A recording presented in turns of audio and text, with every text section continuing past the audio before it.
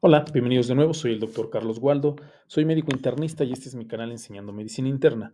El día de hoy toca subir un video acerca de actualidades en la medicina, algunos artículos recientes sobre temas específicos que me llaman la atención, que me parecen interesantes y que me gusta compartirlos con ustedes. El día de hoy me encontré un artículo acerca de los GLP-1 y su uso o no uso previo a la endoscopía. Entonces, de ahí viene el título de la plática, GLP-1 y endoscopía, continuar o suspender. Y es que a manera de introducción, la verdad es que hay varios gastroenterólogos que se han encontrado que este tipo de medicamentos, en específico los agonistas del péptido similar al glucagón, uno o agonistas de los GLP-1 se utilizan pues cada vez más a nivel de pacientes con diabetes. De hecho, ya está bien establecido las indicaciones de estos medicamentos para aquellos pacientes con diabetes que se está buscando que tengan una pérdida de peso. E inclusive ya hay muchos estudios y son parte del tratamiento en aquellos pacientes con obesidad, entonces su uso se está extendiendo de una manera muy importante en los pacientes con obesidad y diabetes. Y pues la verdad es que estos medicamentos pues tienen como efecto secundario o son propensos a tener un contenido gástrico retenido en el momento en que los gastroenterólogos o los endoscopistas realizan la esófago-gastroduodenoscopía, ¿no?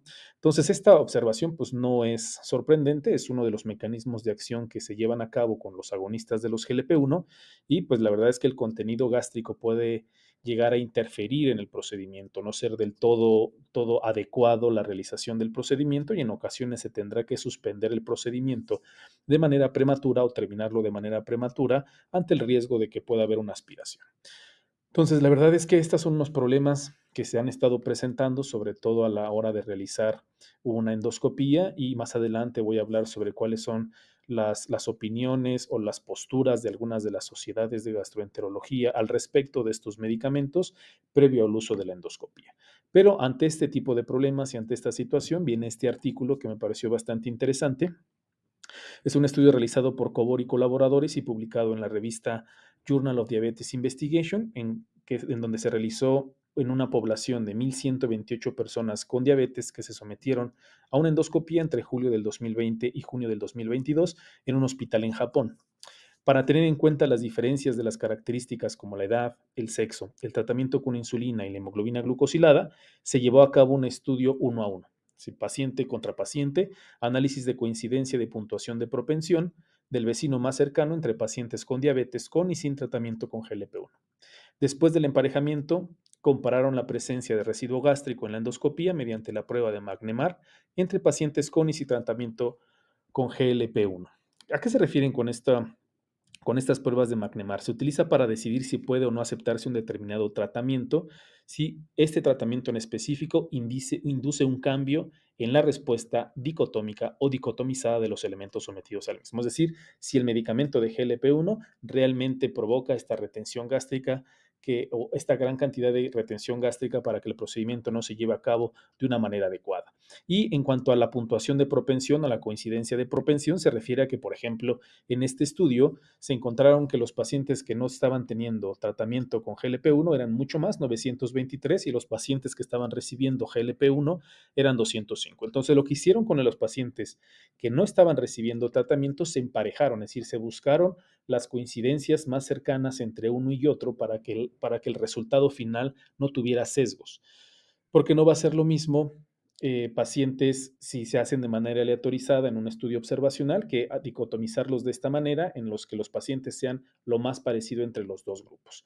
Como por ejemplo aquí nos ponen las características de los pacientes o de los dos grupos antes de emparejarlos y después de emparejarlos. Antes de emparejarlos podemos ver las características que tomaron en cuenta: la edad de los pacientes, el sexo, la hemoglobina glucosilada, los pacientes que tenían tratamiento con insulina y sin insulina.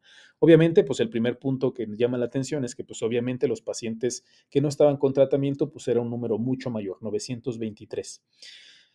Mientras que los pacientes que sí estaban recibiendo tratamiento solamente eran 205. Y como pueden ver, pues eran mucha cantidad del sexo masculino y había una gran cantidad de pacientes con tratamiento con insulina en comparación de los pacientes que no estaban con GLP-1. Entonces, lo que hacen en este tipo de estudios es tratar de emparejarlos lo más parecido posible, y en la parte del lado derecho podemos ver cómo los emparejaron, que prácticamente quedaron muy similares. En cuanto a la edad, 72 en los de menos que no tenían medicamento, 70 en los que sí. El sexo masculino fueron 154 en los que no, 163 en los que sí. Hemoglobina glucosilada 7.3% en ambos grupos. Y la insulina, por ejemplo, en los que no recibían GLP-1 101 y los que sí recibían GLP-1 102. Entonces a eso se refiere en lo que me estoy comentando de un análisis de coincidencia de puntuación de propensión del vecino más cercano, es decir, tratar de hacer lo más parecidos posibles los dos grupos y que el resultado final en este estudio no fuera resultados sesgados. Entonces, estos fueron los resultados del estudio. Todos los pacientes habían ayunado durante al menos 12 horas antes del procedimiento. Los pacientes que recibieron agonistas de GLP-1 tenían significativamente más probabilidades de haber retenido contenido gástrico en la endoscopía, 11 pacientes frente a un paciente, como podemos ver aquí, y 10 de los 11 pacientes tratados con agonistas de GLP-1 con contenido gástrico retenido recibían una de las presentaciones de GLP-1 de inyección semanal. Pues, como pueden ver aquí, los pacientes después del tratamiento, 11 pacientes que tenían retención gástrica con el GLP-1 contra 1 con una P significativa de 0.04. Y pues esta es la conclusión de los autores. El tratamiento con GLP-1 se asocia con residuos gástricos en la endoscopía en pacientes con diabetes. Entonces, en este estudio es importante porque viene a dar un poco de luz acerca del tratamiento de este tipo de fármacos en los pacientes que van a ser sometidos en la endoscopía y que finalmente sí realmente se encuentra que hay una retención gástrica en aquellos pacientes que van a ser sometidos. Sin embargo, hay algunas opiniones de las organizaciones o algunas posturas de las organizaciones que como son estas. Hay algunas organizaciones de gastroenterología que emitieron recientemente una declaración conjunta titulada No hay datos que respalden la suspensión de los agonistas de GLP-1 antes de una endoscopía electiva. Los autores de la declaración sostienen que se necesitan más datos antes de poder hacer recomendaciones sobre la suspensión de estos agentes antes de la endoscopía.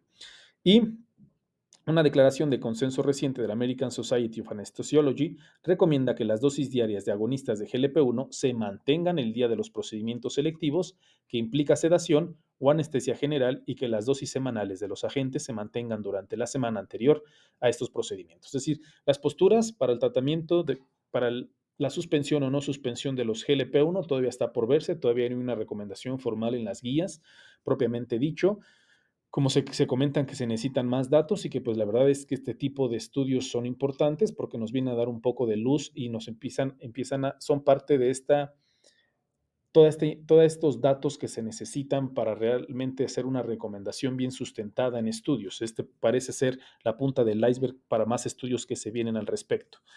Sobre todo para ver si se debe suspender, si no se debe suspender, y quizá otros puntos a estudiar será si es que realmente se tiene que suspender, cuánto tiempo antes se tiene que suspender. Porque los agonistas de los GLP-1 hay que recordar que hay presentaciones inyectables diarias, inyectables semanales, tabletas vía oral, en fin, hay varias presentaciones de los GLP-1. Entonces, en caso de que se requiera suspender este fármaco, con cuánta antelación habrá que realizarlo, o estudios que realmente nos demuestren que pues no hay una necesidad propiamente dicha de suspender este fármaco, pero sí se necesitan mucho más estudios para que las recomendaciones que nos propongan las sociedades o las organizaciones que realizan las guías tengan un sustento científico bien establecido. Entonces, me parece que es un estudio que viene a darnos luz en algunas cuestiones y que es la punta del iceberg para muchos más estudios que se vienen aquí en adelante. Y otro punto que me gustaría tratar, sobre todo si este video lo está viendo algún médico de primer nivel o un médico de primer contacto y que están empezando a utilizar este tipo de agonistas de los GLP-1 o están incursionando en el tratamiento para los diabéticos con estos medicamentos, hay que tomar en cuenta que uno de los efectos secundarios de estos fármacos pues, es la náusea, el vómito y la diarrea. Entonces, antes de solicitar algún estudio como una endoscopía en este tipo de pacientes, quizá la opción más segura en estos pacientes es disminuir la dosis del fármaco o de plano suspenderlo. Y si una vez que se realizó esto el paciente continúa con síntomas, pues lo más conveniente será eh, mandarlo con un especialista como gastroenterólogo, endocrinólogo, un internista para que sea evaluado y posteriormente ya se tomarán decisiones si necesita o no necesita este tipo de estudios que no dejan de ser pues, estudios invasivos. Eso sería todo. La verdad es que es un video muy corto, es un artículo interesante. Ya no les comenté, el artículo está abierto al público. Les dejo el enlace en la descripción, lo pueden descargar, le pueden dar una leída. La verdad es que está interesante. Eh, eh, si lo pueden leer, léanlo, ¿vale? Si no me siguen, síganme por favor en mis redes sociales. Me encuentran como Doctor Carlos Waldo Vargas, me encuentran en Facebook, en Instagram, en Twitter. Y si no me siguen en mi canal, por favor síganme.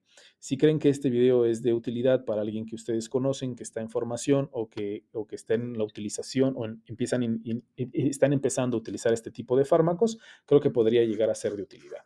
Que tengan un bonito día y una excelente semana.